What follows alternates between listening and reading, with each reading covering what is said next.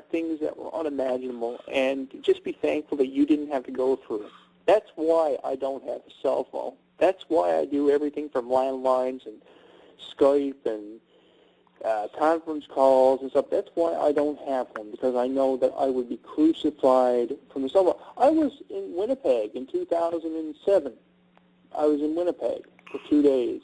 And I had people, when I was going through the most difficult time of my life, with my mom passing away from cancer, I had people in the summer of 2007 when I was in Winnipeg calling me, wanting me to host WrestleFest on my dad's cell phone. Like, we had to go through so much shit. And we sit here and we talk about it, and people just don't realize just the shit that we had to put up with. This is probably one of the best Jonathan Clarke commentaries that you'll find, because we've talked about so much, and I've been so honest about stuff. The shit that we had to put up with was unreal, and only we can tell people about that. You can take it for what it's worth, but it was an utter nightmare when I look back at it. It really was. Yeah, oh yeah. Oh, here's one. Here's some breaking news for you. I went to the old site of wrestling-radio.com, which is now Wrestling News Source. Mm-hmm. Here's a little something. Kevin Nash arrested after a fight with son Tristan. Merry Christmas. Huh. Wow. I think that actually was posted on my, I saw something with Kevin Nash on my newsfeed, because my newsfeed, the good thing about the HEW Entertainment Facebook page is, if you subscribe to us, you get news updates every half an hour. And I read about that, and I was like, my God, Kevin Nash, a guy who held the WWE Championship for 358 days. The worst. His own son. What is wrestling really worth? People are so obsessed with wrestling, and this girl that I know Noelle, she's a big fan of what I do. Herself and her boyfriend have followed my wrestling shit now for months, and she wonders why I'm so pissed off about professional wrestling. It's because I had to go through stuff with professional wrestling that you only hear about. You did not endure what I had to go through with professional wrestling. You don't know what me and Bob had to go through for about 20-odd years between the two of us. We had to go through that shit. Because we wanted to be involved with it. We were what you would call marks back in the day. I'll lower us to that level for a minute. Because we wanted to be a part of it. Bob shot on Deborah Marshall for years about the steroid thing, and then I managed to find Deborah Marshall. I hunted Deborah Marshall down through her cell phone number, and me and Bob both interviewed Deborah Marshall on the steroid issue because we wanted to know about it, because we were just diehard fans of it all. You look at wrestling and you say, wrestling's fake. Wrestling may be fake, wrestling may be staged, but the shit that we had to put up with and the shit that we found out about is stuff that I hope that you never find out about. I hope that you never witness somebody that you interviewed a week ago drop dead 6 days after you interviewed. We were in 2008, October 28th of 2000, and I think was it 10? Yeah, October 28th, 2010. Me and Bob hosted so many shows with Michael Porter, only to find out that about, a couple of weeks after we interviewed him for probably the 15th, 100th time, he dropped dead. I hope you never have to go through that. I hope you never have to sit on the fucking phone and do a memorial show for somebody who was a good friend of yours. Yeah, wrestling may be fake, but the stuff that you had to put up with in it is ridiculous. Oh man, yeah, I'll tell you, probably some of the worst things you'll ever deal with. It's just Pyro Ballyhoo is the name of the name of the site that you can find Chris Cash on. By the way. Oh my God! Doing that with Vince Russo, and even hanging out with Vince Russo on his video show on YouTube. It's just that's what he's doing now.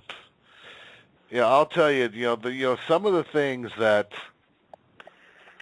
just really go on with some of the things we dealt with. I'll tell you the most, one of the biggest places you're going to find yourself fighting for professionalism from are going to be places that you'll normally never get it or see it. I mean, You know why? Because we did stuff that they didn't. That's what it amounted to. I got the Stone Cold Steve Austin interview, and the reason that you were on that, Bob, is because I put you on there because Phil wasn't going to put you on there. The thing was, we produced the Stone Cold Steve Austin interview, me and Bob, and the thing is, because we did that, because me, you, Phil, because we did that, we'll never get the credit for it because they didn't do it. Of course, Phil, oh, that's another name. You talk about I told him, I remember Phil trying to tell me what was what, this guy was looking at everything for grandeur, including the benefit we were going to do for Michael Porter, and boy, did he mess that up, to where I told him I don't believe he had that Ernest, the cat Ernest Miller, and I forget the other person, really, were starting off donations of $300 and $500. And, this guy kept calling me up with every complaint about something, and it turned out a couple people who I was dealing with at the time, really, he was really playing an instigator for an argument, and turned out he was doing everything he could, using their names just so he could screw over J.T. Evans.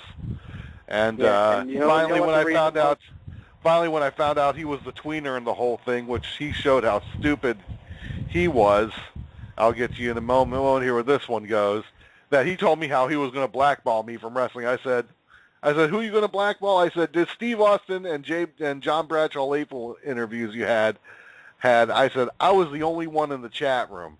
I said, the dark match could have 0 as far as the guests go, as long as Wacko Bob, Rick Ryder, and at the time, Beautiful Ben as MVE fan forever. If those 3 names were in the chat room where we're hosting a show, I said we could have 30 to 40 people in the chat room at one time. By the time the show's over, we're already in the hundreds.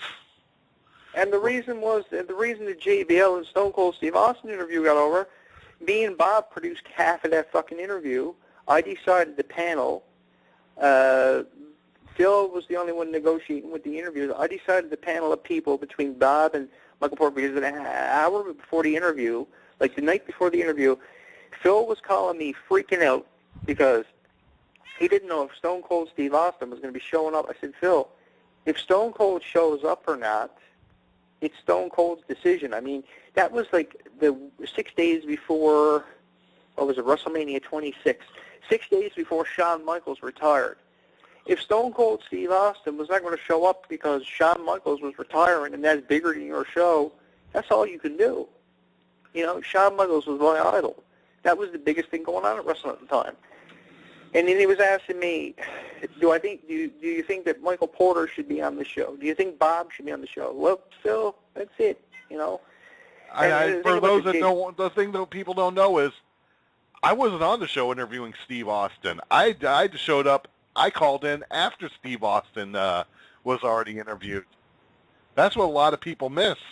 I didn't go on there to talk to Steve Austin. I called in to contribute to the show and talk about the Porter belly flop. I wasn't starstruck about all these things. I remember when we were going to do the joint thing with Miley Cyrus and Miley Cyrus and Billy Ray Cyrus, and that thing was getting ready to happen, and I just remember that, and I said, I almost wanted to tell Jonathan Clarke, let's not have the unrated hour involved in this one, because this one was going to be about the more balanced, more family friendly Wacko at the time, Wacko Weekly. Plus, I had a kids show running at the time, and there were going to be some kids on. Of course, who complains about that? Phil. What was ironic about that? The only ones that reached Disney because of me were you and me. We were the only ones the whole time that set that whole fucking thing up. I know. That was the only one who reached Disney at 10 o'clock in the morning, and the only one who got a response from Disney is the only one who got a response